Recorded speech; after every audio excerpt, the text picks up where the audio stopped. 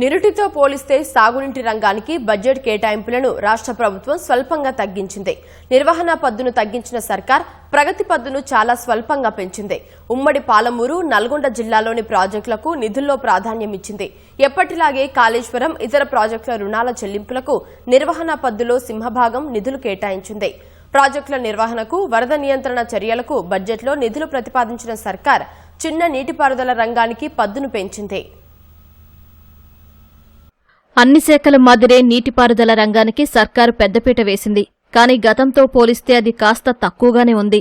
గత బడ్జెట్లో సాగునీటి రంగానికి 23,373 కోట్లు ఉండగా 2026-27లో 22,615 కోట్లు ప్రభుత్వం కేటాయించింది.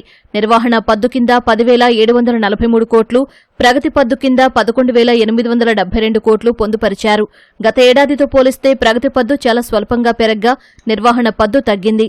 నిర్వహణ పద్దు కింద భారీ నీటిపారుదల ప్రాజెక్టుల రుణాలకు చెందిన చెల్లింపుల కోసం నిధులు పొందుపరిచారు.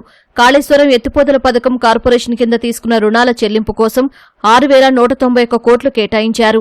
జలవనరుల మౌలిక సదుపాయాల అభివృద్ది సంస్థ ద్వారా వివిధ ప్రాజెక్టులకు తీసుకున్న రుణాల చెల్లింపులకి 2,688 కోట్లు బడ్జెట్లో కేటాయించారు.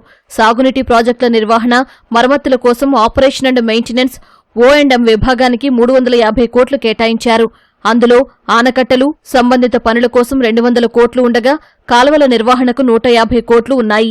2023 డిసెంబర్లో కాంగ్రెస్ ప్రభుత్వం బాధ్యతలు చేపట్టినప్పటి నుంచి సాగునీటి ప్రాజెక్టులను పూర్తి చేయడం ప్రభుత్వ ప్రాధాన్యతల్లో ఒకటిగా భావిస్తుంది. వారసత్వంగా వచ్చిన పెండింగ్ ప్రాజెక్టులు, కొనసాగుతున్న ప్రాజెక్టుల పూర్తికి ప్రాధాన్యత ఇస్తున్నట్లు పేర్కొంది. పాలమూరు, రంగారెడ్డి, కల్వకుర్తి, నెట్టెంపాడు, భీమా, మక్తల్, నారాయణపేట, కొడంగల్ ఎత్తిపోతల పథకాలు, SLBC, ఉదయ సముద్రం, డిండి, జాన్పాడు, మోతే, దేవాదుల, సీతారామ, చిన్నకాళేశ్వరం ఎత్తిపోతల పథకాలతో పాటు గౌరవెల్లి, ఎర్రుపాలెం లిఫ్ట్, ఇతర ముఖ్యమైన ప్రాజెక్టులను పూర్తి చేసే దిశగా కృషి చేస్తున్నట్లు వివరించింది. ప్రగతి పద్దు కింద కేటాయింపుల్లో ఉమ్మడి మహబూబ్ నగర్, నల్గొండ జిల్లాల్లో పలు దశల్లోని ప్రాజెక్టులకు ప్రాధాన్యమిచ్చారు. ఎస్. జైపాల్ రెడ్డి పాలమూరు, రంగారెడ్డి ఎత్తిపోతల పథకానికి 1,800 కోట్లు ప్రతిపాదించారు. మక్తల్, నారాయణపేట, కొడంగల్ ఎత్తిపోతలకు 1,101, కల్వకుర్తి ఎత్తిపోతలకు 800 కోట్లు, నెట్టెంపాడుకు 250, భీమాకు 119, జోరాలకు 90, కోయిల్ సాగర్కు 71 కోట్లు పొందుపరిచారు. నల్గొండ జిల్లాలోని SLBCకి 800, డిండికి 600, ఎర్రిపాలెం ఎత్తిపోతలకు 369 కోట్లు, SRSP రెండో దశకు 249, నాగార్జునసాగర్ ప్రాజెక్టుకు సంబంధించి 196 కోట్లు కేటాయించారు. ఎల్లంపల్లికి 449, దేవాదులకు 445, సీతారామ ఎత్తిపోతలకు 320, వరద కాలువకు 249 కోట్లు పొందుపరిచారు. కాళేశ్వరం ప్రాజెక్టుకు ప్రగతి పద్దులో భారీగా తగ్గించి కేవలం 230 కోట్లు మాత్రమే ప్రతిపాదించారు. లోయర్ పెన్గంగకు 177, SRSP తొలిదశకు 120, మంచిర్యాలకు ప్రొటెక్షన్ వాల్స్ కోసం 115, ముడికుంట వాగుకు 90, నిజాంసాగర్ ఆధునికీకరణ పనులకు 71 కోట్లు కేటాయించారు.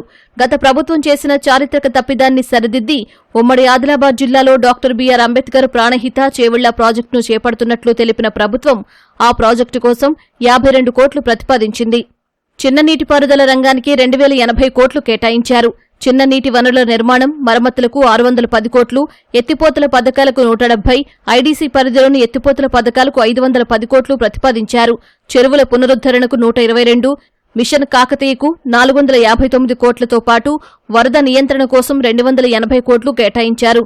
కృష్ణా గోదావరి జలాల్లో తెలంగాణకు దక్కాల్సిన న్యాయమైన వాటా కోసం సుప్రీంకోర్టు, ట్రిబ్యునల్, చట్టబద్దమైన సంస్థలు, కేంద్రం వంటి ప్రతి వేదికపైన ప్రభుత్వం సమర్థంగా పోరాడిందని బడ్జెట్ ప్రసంగంలో తెలిపింది.